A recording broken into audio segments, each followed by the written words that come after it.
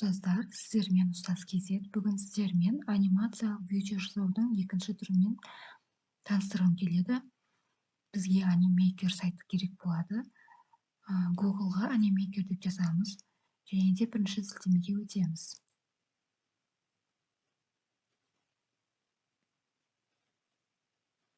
Осындай ақпарат ашылады. Енді регистрация жасаймыз. Өздеріңіздің Google аккаунттарыңызды немесе почталарыңыздың жазсаңыздар болады.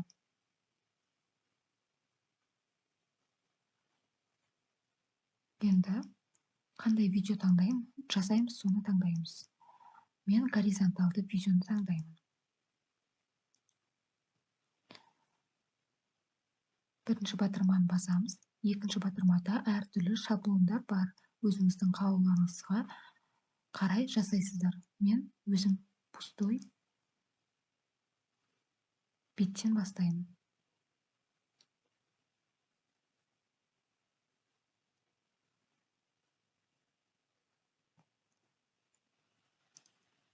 Мінекей, бізге ең әуелі фон керек болады.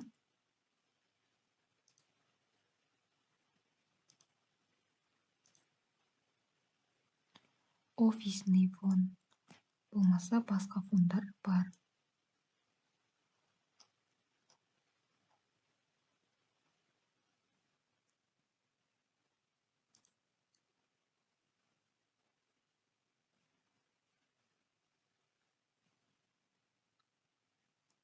Немесе өздеріңіздің қалауларыңызша фон қойсаңыздар болады.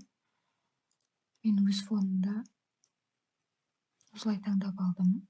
Загрузить етіп, жүктеп алдым. Келесі енді кейіпкерімізді енгізейік. Осы жерден әртүрлі кейіпкерді таңдап алсаңыздар болады. Мінекей, мен фонға кейіпкер таптым. Енді осы кейіпкеріміздің іс-қимылын осы жерден таңдай аласыздар. Іс-қимылды таңдадым. Енді кейіпкерімді сөйлететін боламын. Салем дос. Өздеріңіздің дайындаған дикторларыңызды осы жерге енгізе аласыздар. Дәл видеодағыдай жасасаңыздар, оңай әрі тез дайын болады. Енді сурет жүктеп аламын, өзімнің тақырыбыма байланысты.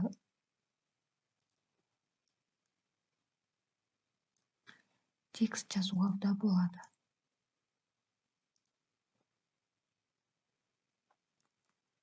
Анимациялық видеомыз жүктеліп болды. Енді оны көре аламыз.